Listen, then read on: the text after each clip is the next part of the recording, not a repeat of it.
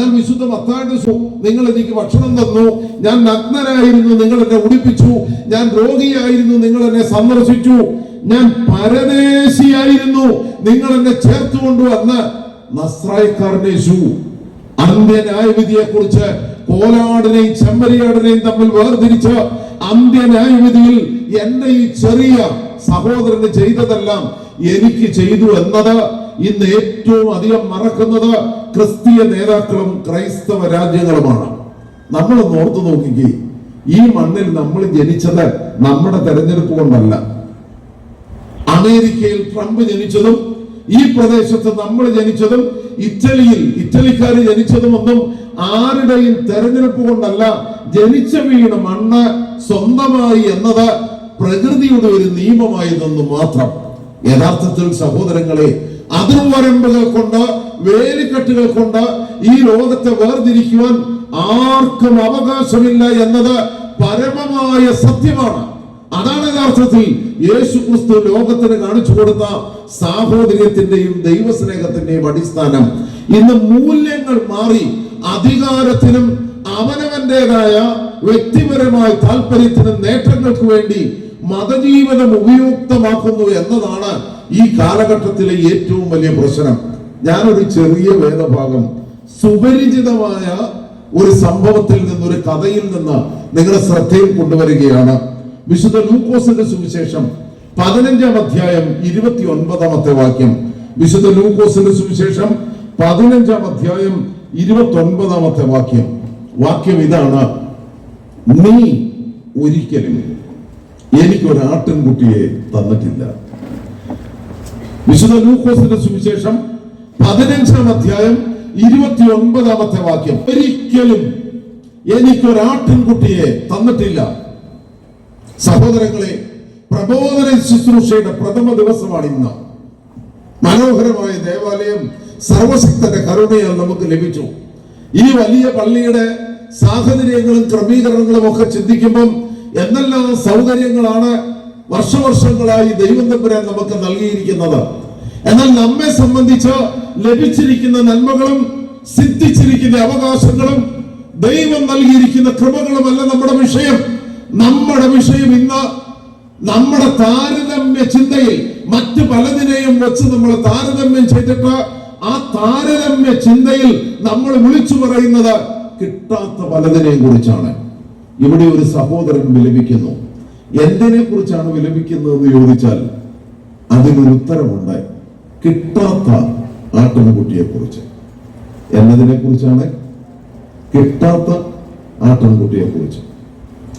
ഇന്നത്തെ നമ്മുടെ പ്രബോധന വിഷയവും അത് തന്നെയാണ്, കിട്ടാത്ത ആട്ടിൻകുട്ടി. നിങ്ങൾ മനസ്സിലൊന്ന് പറഞ്ഞാൽ മതി, നിങ്ങൾ ഒരിക്കലും മറക്കത്തില്ല എന്നെനിക്ക് നല്ല ബോധ്യമുണ്ട്. കിട്ടാത്ത ആട്ടിൻകുട്ടി. വിശുദ്ധ ലൂക്കോസിന്റെ സുവിശേഷം 15-ാം അധ്യായം 11 മുതൽ 32 വരെയുള്ള വേദഭാഗത്ത് പ്രചുരപ്രചാരം ലഭിച്ച മനോഹരമായ ഒരു ഉപമ നസ്രായക്കാരൻ യേശു പറഞ്ഞു. വളരെ വളരെ പ്രസക്തമായ ആഴമായ ആത്മീക സത്യങ്ങൾ നിറഞ്ഞു നിൽക്കുന്ന കഥ, മുടിയൻ പുത്രന്റെ കഥ.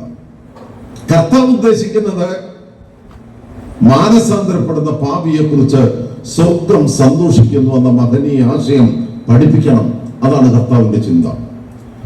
മടങ്ങി വരവൻ, അതാണ് യഥാർത്ഥത്തിൽ ദൈവം ആഗ്രഹിക്കുന്നത്.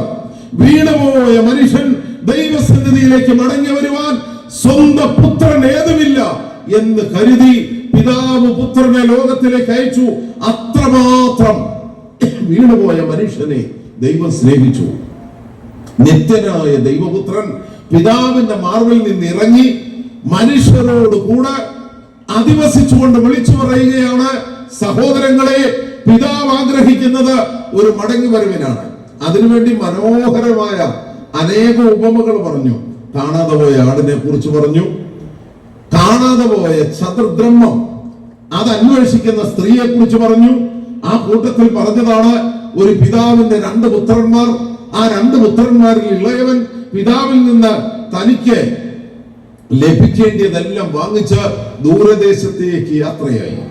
ഉള്ളതെല്ലാം നശിപ്പിച്ച് ജീവിതത്തിന്റെ പ്രയാസങ്ങളും പ്രതിസന്ധികളും അഭിമുഖീകരിച്ചപ്പോൾ വിശുദ്ധ ലൂക്കോസിന്റെ സുവിശേഷം 15-ാം അധ്യായം 17 മുതലുള്ള വാക്യങ്ങളിൽ അവന് സുബോധം വന്നു.